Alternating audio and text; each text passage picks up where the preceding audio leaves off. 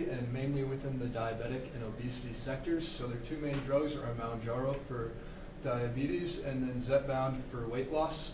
They have a large global presence as they have sold their products in over 90 countries and they employ over 50,000 people worldwide.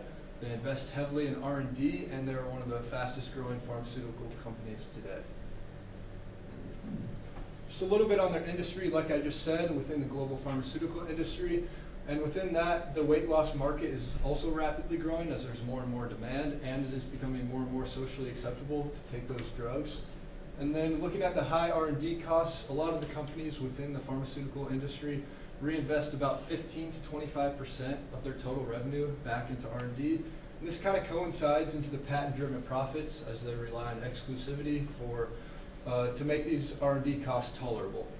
They also all have to abide by strict regulation from the FDA for consumer safety. And then speed to the market is a big factor as they want to maximize profits before an alternative drug is introduced to the market. Yeah, then in terms of our thesis, there's really three main catalysts that we're going to be looking at that we believe differentiate Eli Lilly from its competition. The first of which is going to be their GLP-1 market share. And then there's also the fact that their pipeline is very diversified. So you take Novo, for example, their main competitor, they're essentially only based on GLP-1 solutions. But Eli Lilly works in oncology, immunology, and they're also developing drugs for Alzheimer's disease. So they have a really diversified portfolio that they're working with.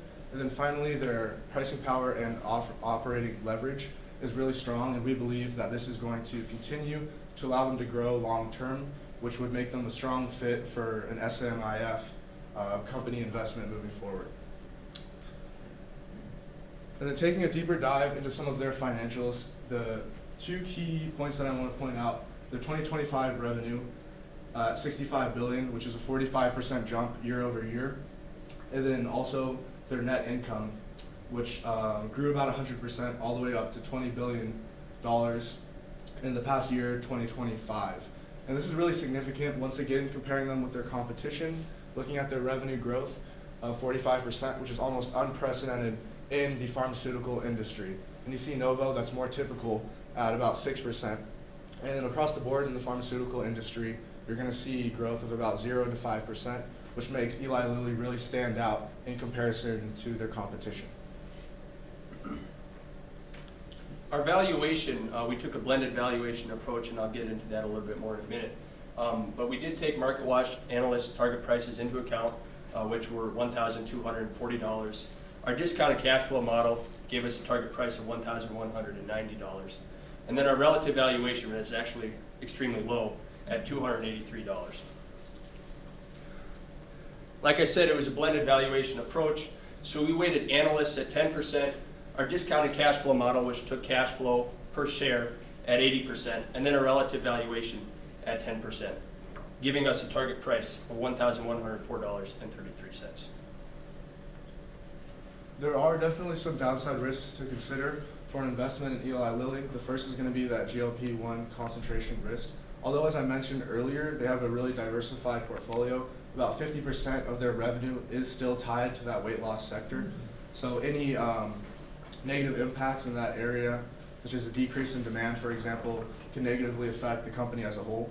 And then also competitive pressures, which I also alluded to a minute ago with companies such as Novo and also smaller emergence into the market, could negatively impact Lilly. And then inherent in the pharmaceutical industry is going to be regulatory and pricing risk, as the government can implement something through Medicare, which could cap the price that Eli Lilly can sell its products at. And then finally, execution and supply risk. While this is present, we also see this as an opportunity, as Eli Lilly has really not been able to keep up with the demand for their product in recent years right now. So this execution risk is also an opportunity for them to fully capitalize on the market that they have and fully maximize their revenue and profitability. Now just looking at a quick Christian perspective piece of the investment.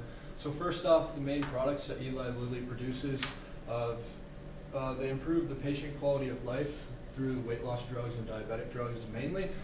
They also are able to serve others through innovation, and individuals within the company are able to use their God-given gifts to innovate within the science industry.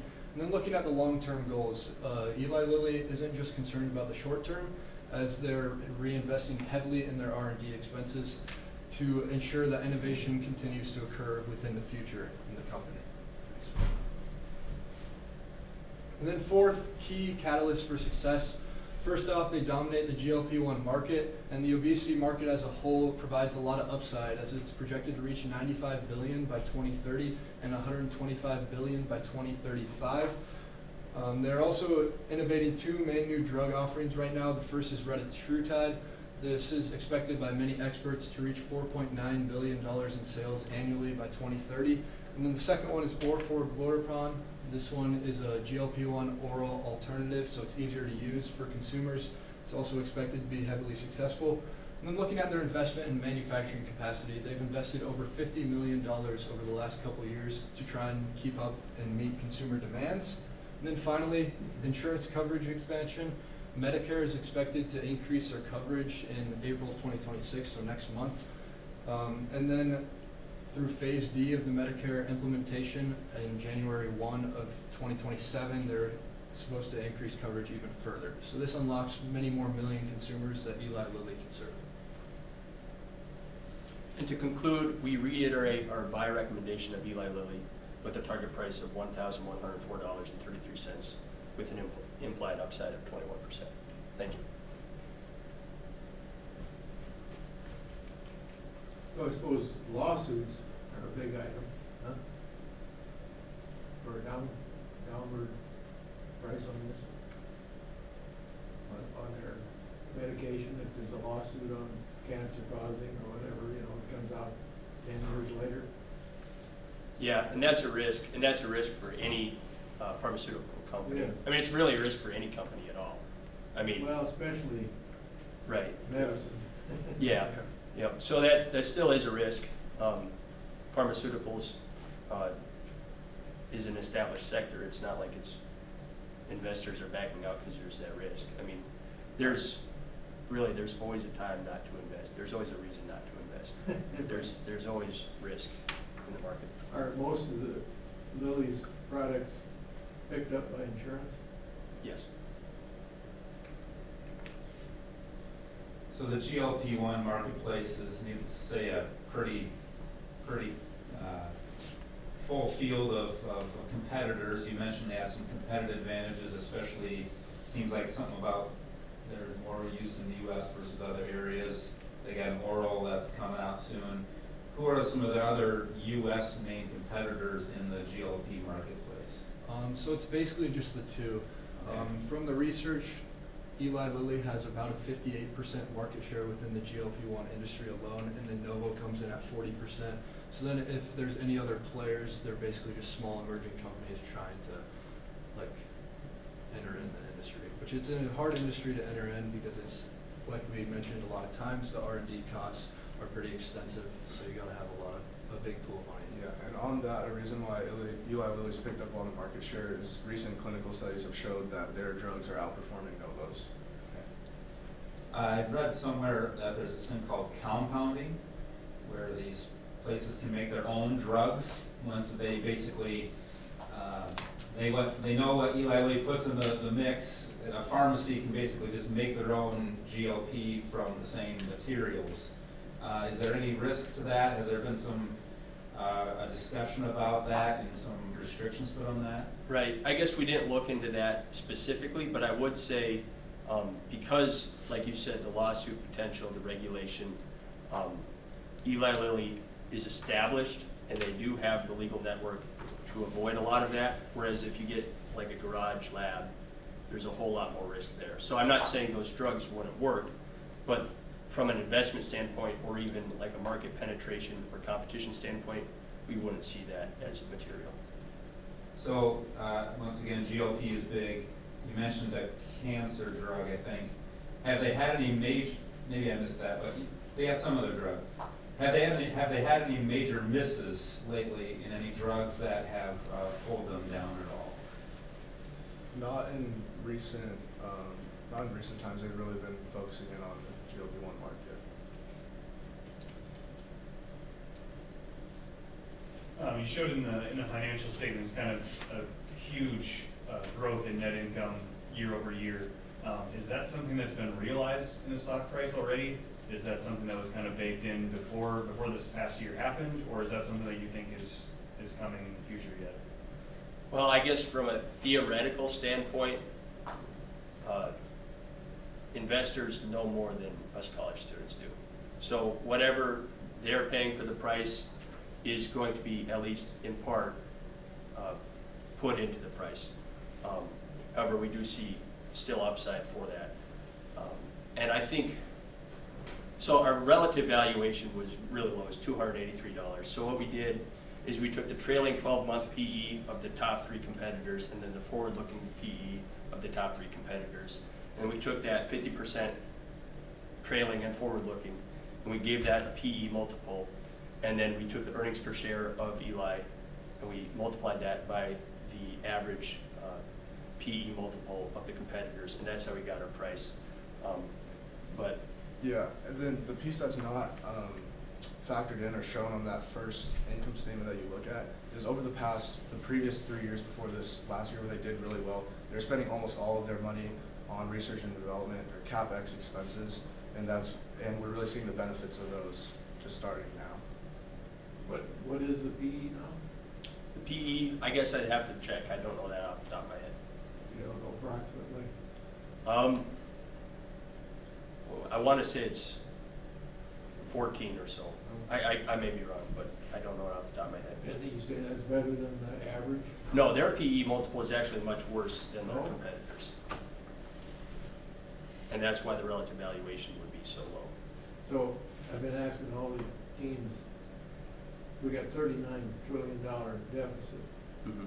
That could affect this company if they cut Medicare benefits or something, you know, I mean, if they have to. And they ain't gonna do it very easy, but it Right. could come to that. Yeah, so I guess, the US debt has been growing by about 15% each year.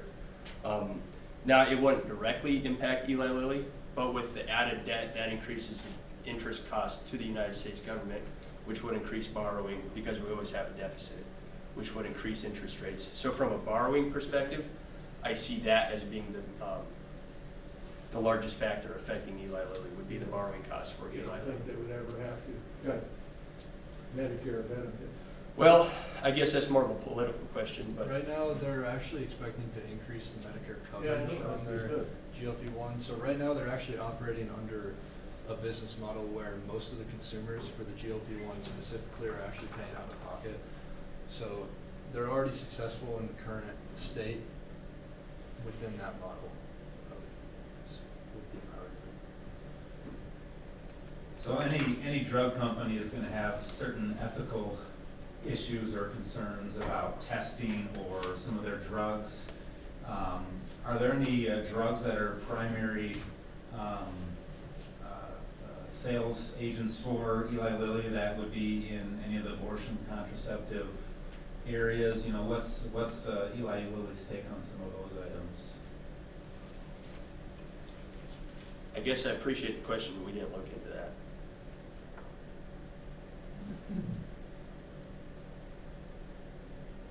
When I look at like the GLP-1 realm and all of the different companies that are working in that space, kind of thinking about the underlying like obesity epidemic. If the GLP-1 drug is successful, does there become a point when it's no longer needed? Meaning everybody's thin? Right. Okay, well, it's hard enough, if you're in shape, it's already hard enough to stay in shape. You know, you can be a pretty fit guy and you still gotta watch things, you still gotta get some activity and stuff. Now, what the GLP-1s do is they're basically just putting a Band-Aid on the problem. And so they need it to stay thin, is my understanding of it. Because they don't have the cardiorespiratory system built in, they don't have just the workload built in. And so it's kind of like, yeah, it's just putting a Band-Aid on the problem. It's not addressing the underlying problem. They really haven't been out that long, have they? No, it's a fairly recent thing. You know, you think about it, in my mind, I always think it's just too easy a solution. There's gonna be something bad come down the road. Right, on yeah. those. Yep. So you mentioned that, I believe it was net income went from 10 billion to 20 billion, and presumably a lot of that was due to GLP-1 and all that. I mean, and maybe you said it, and I just didn't catch it. What is your projections for the next 2, 3, 4, 5 years for profit growth, net earnings? Did you have that there? Not the, You're talking on the financial sheet where we showed the 65 billion? I don't quite remember. Okay, but yeah. I think you had that you went from a net income of 10 billion to 20 billion. Do you have some projections for the next 5 years at all? Did you project that out at all? Did we? No, in the financial. No, we didn't.